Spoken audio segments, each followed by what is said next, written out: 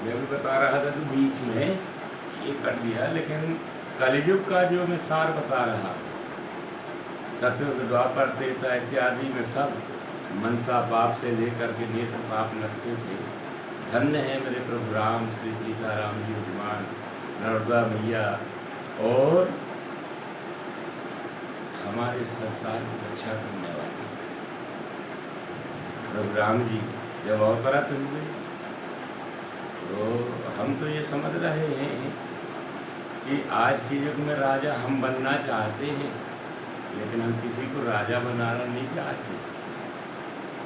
लेकिन मेरे प्रभु राम जी ने माता सीता के माध्यम से हनुमान जी को सेवक को बना दिया। आज देख रहे हैं हमारी क्या व्यथा है कि कार्यकर्ता को राजा नहीं बनाया जाता, राजा ही राजा रहेगा, ऐसी प्रथा है। और कलयुग में देखिए सरल भाषा के हिसाब से कलयुग केवल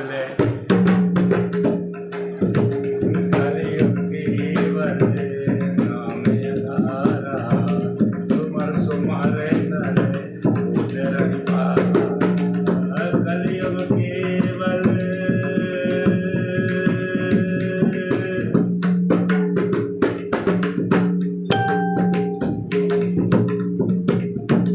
कलयुग केवल नाम आधारा, सुमर सुमर नर उदर पारा।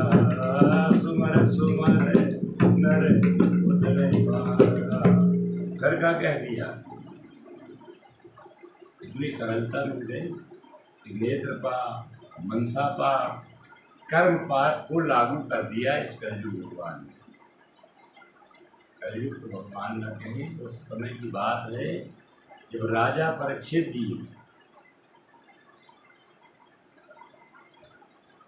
आए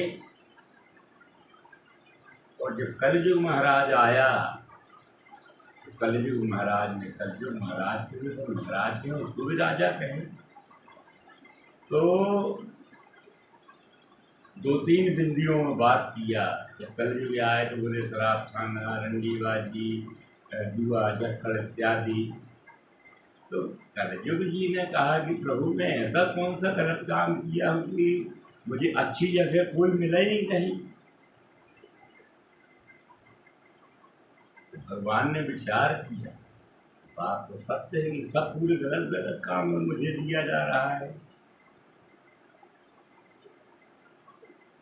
कहने लगे और क्या चाहिए, तो कुछ ऐसी व्यवस्था करो मेरी कि मेरा भी सम्मान हो।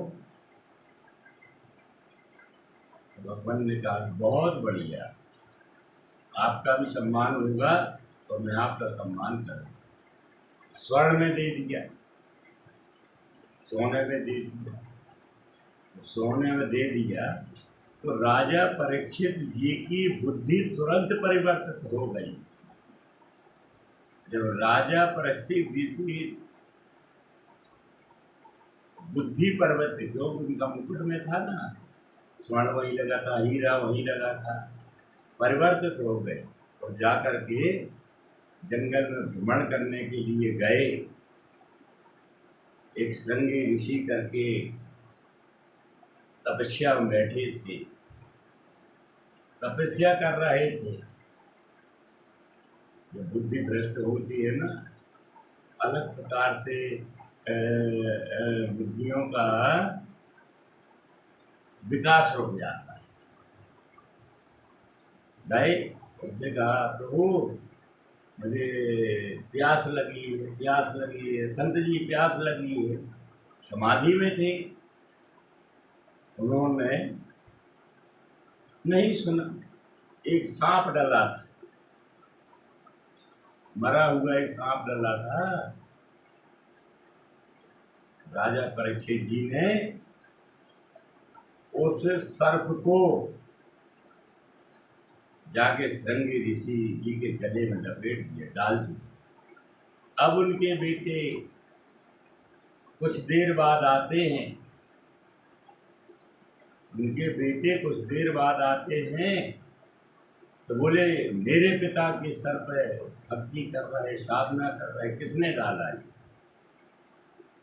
कोई पता नहीं। फिर उनके बेटे ने श्राप दिया कि जाओ, जिस प्रकार से मेरे पिता के ऊपर मरा हुआ सांप डाले हो, उसी प्रकार से उसी सर्प के कारण आपकी मृत्यु होगी।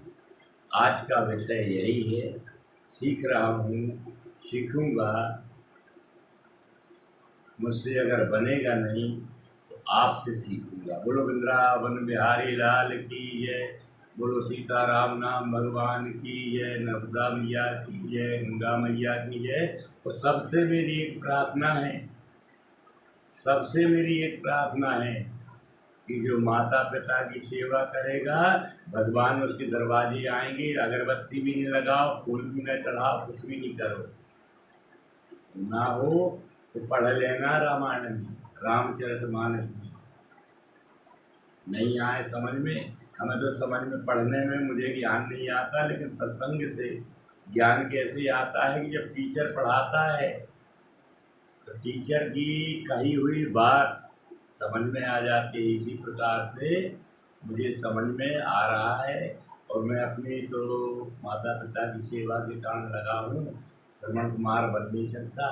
दूसरा और मैं बता दूँ आपको, ये ऐसे साक्षात भगवान है माँ बाप कि हम थोड़ा डांट दिए या वो हमको डांट दिए, दूसरा हम थोड़ा पैर पर मीस दिए, सेवा कर दिए, वो माफ़ कर देते हैं। लेकिन मंदिर वाले भगवान माफ़ नहीं इसलिए करते कि मंदिर के भगवान को मनुष्य ने बनाया है और हमें भगवान ने बनाया है। तो आप सतर्क हो जाए, महिलाओं को भी सतर्क करें। जय श्री राम। नरदेहर सबके कष्ट हर, कोई नहीं सुख दुख करदाता, निज कृत कर्म भोग सब दाता। जय श्री राम।